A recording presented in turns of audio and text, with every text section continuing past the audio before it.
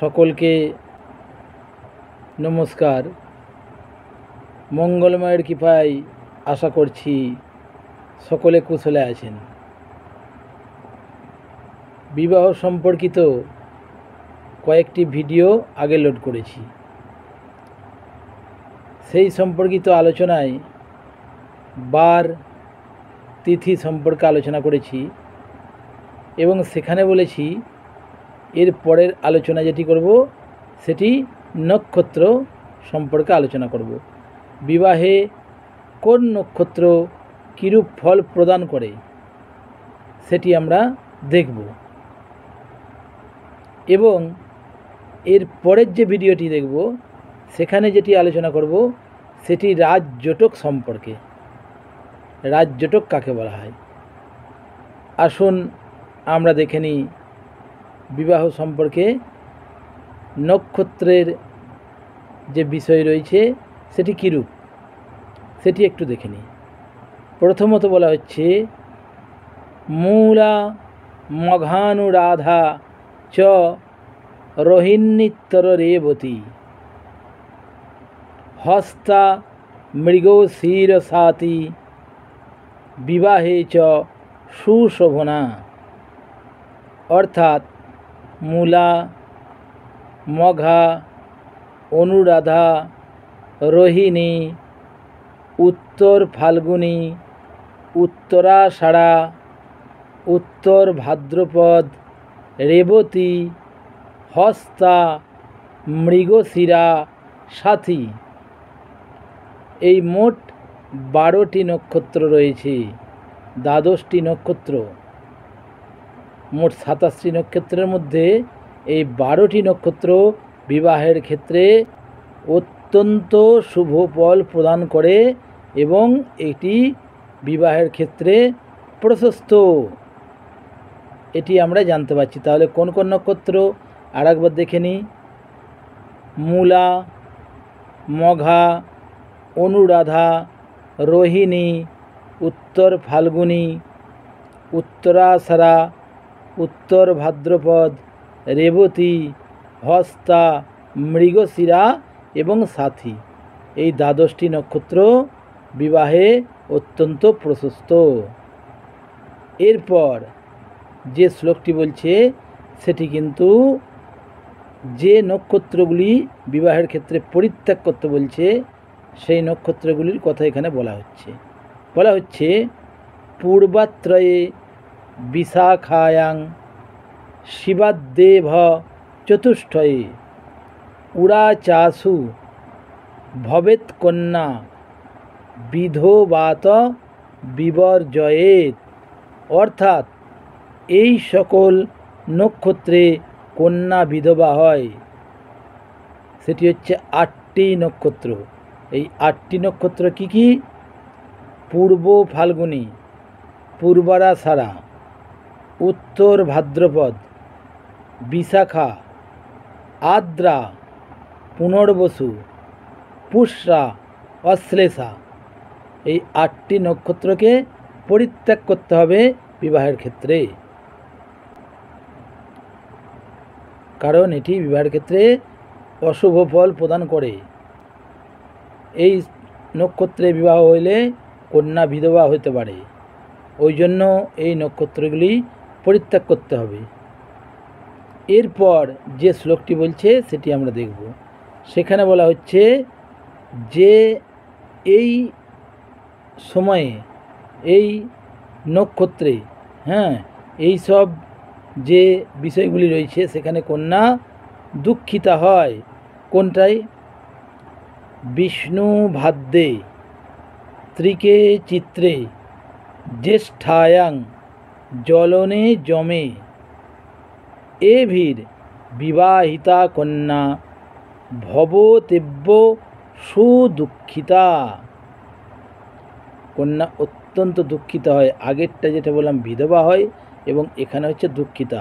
কোন কোন ক্ষেত্রে? শ্রবণা, ধনিষ্ঠা, শতভিসা, চিত্রা, জ্যেষ্ঠা, ভরণী, কৃত্তিকা, এই 7টি নক্ষত্রে বিবাহ হইলে সেই স্ত্রী অত্যন্ত দুঃখিতা হয়। অর্থাৎ 27টি নক্ষত্রের মধ্যে আমরা দেখলাম যে এখানে 7 এবং 8, এই 8 এবং 7 এই 15টি নক্ষত্র বিবাহের ক্ষেত্রে অশুভ ফল প্রদান করে। এই 15টি ক্ষেত্র বিবর্জয়েত, অর্থাৎ এই 15টি নক্ষত্র আছে তাকে পরিত্যাগ করতে হবে এবং 12টি নক্ষত্রকে আমাদের বিবাহের ক্ষেত্রে গ্রহণ করতে হবে। এটি হচ্ছে আমাদের শাস্ত্রের অভিপ্রায়। এরপর আমরা যে শ্লোকে আসব সেটি এইরূপ বলা হচ্ছে, কুমার্জা পানিং গৃহ্ণীয়াৎ ত্রিসুরত্রাদিষু সাতৌ মৃগো শিরসি রোহিণাঞ্চেতি। অর্থাৎ উত্তর ফাল্গুনী, হস্তা, চিত্রা, উত্তরাষাঢ়া, শ্রবণা, ধনিষ্ঠা, উত্তর ভাদ্রপদ, রেবতী, অশ্বিনী, স্বাতী, মৃগশিরা, রোহিণী এই 12টি নক্ষত্র, অর্থাৎ এই 12টি নক্ষত্রে কুমারীর পাণিগ্রহণ করার কর্তব্য সুন্দরভাবে উল্লেখ করে দিয়েছি। কিন্তু পারস্কর মুনি যে রয়েছে তারও একটি মত রয়েছে। সেখানে বলছে যে যেসব অনুক্ত নক্ষত্র রয়েছে সেখানেও বিবাহ বিহিত হয়েছে। যেমন চিত্রা, এই নক্ষত্রে উনি বিবাহর কথা বলেছেন। এইরূপ কয়েকটি নক্ষত্র আছে যেখানে উনি বিবাহের কথা বলেছেন। তাহাতে স্মার্ত ভট্টাচার্য অর্থাৎ রঘুনন্দন ভট্টাচার্য জ্যোতিষতত্ত্ব এইরূপ মীমাংসা করিয়াছেন যে এই কয়েকটি নক্ষত্রে যজুর্বেদীয় বিবাহ হয়, অথবা আপৎকাল উপস্থিত হইলে অন্যান্য বেদীরও এই কয়েকটি নক্ষত্রে বিবাহ হইতে পারে। এটি অভিপ্রায় আমাদের রঘুনন্দন যেটি বলছেন, স্মার্ত ভট্টাচার্য। আমরা সাধারণত স্মার্ত মতটাকেই গ্রহণ করি। শাস্ত্রের দুটি মত সাধারণত আমাদের পরিলক্ষিত হয়। সাধারণত এর থেকেও আরও মত আছে, একটি আদি এবং একটি স্মার্ত। এই স্মার্ত মতটাকে আমরা গ্রহণ করি। আরও একটি শ্লোক যেটি বলা হচ্ছে সেটি এইরূপ বলা হচ্ছে, আদ্যে মঘা চতুর্ভাগে নৈরিত সাদ্দা এবচ রেবতান্ত চতুর্ভাগে বিবাহ প্রাণনাশকঃ।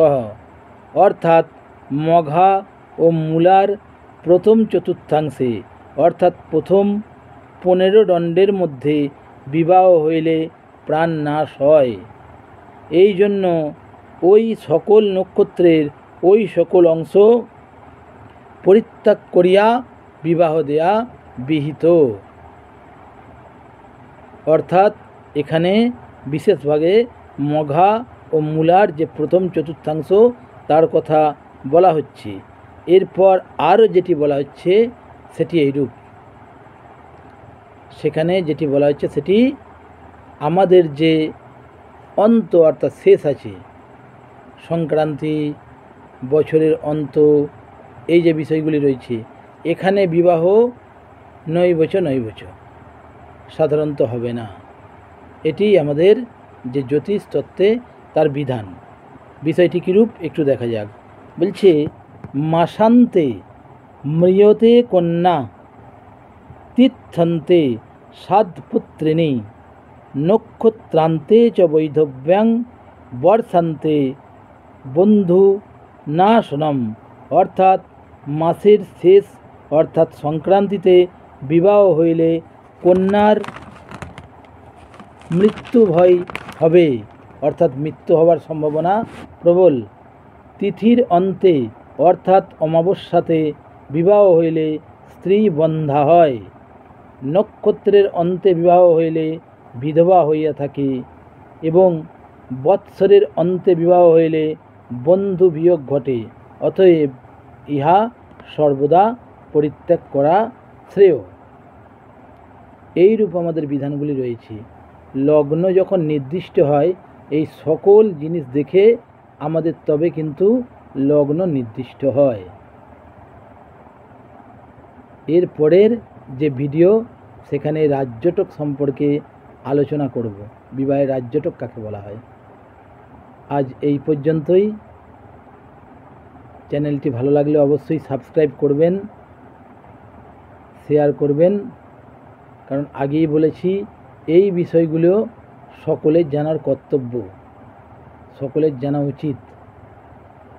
আমাদের সনাতন হিন্দু ধর্মের সকল মানুষের এই বিষয়গুলি জানা উচিত। সেই জন্য অবশ্যই শেয়ার করবেন, সাবস্ক্রাইব করে নোটিফিকেশন অল করে দেবেন, কমেন্ট করবেন, কমেন্টের মাধ্যমে আপনাদের মূল্যবান তথ্য প্রদান করবেন, লাইক করবেন এবং সকলে খুব খুব ভালো থাকবেন। নমো প্রজাপতয়ে নমঃ।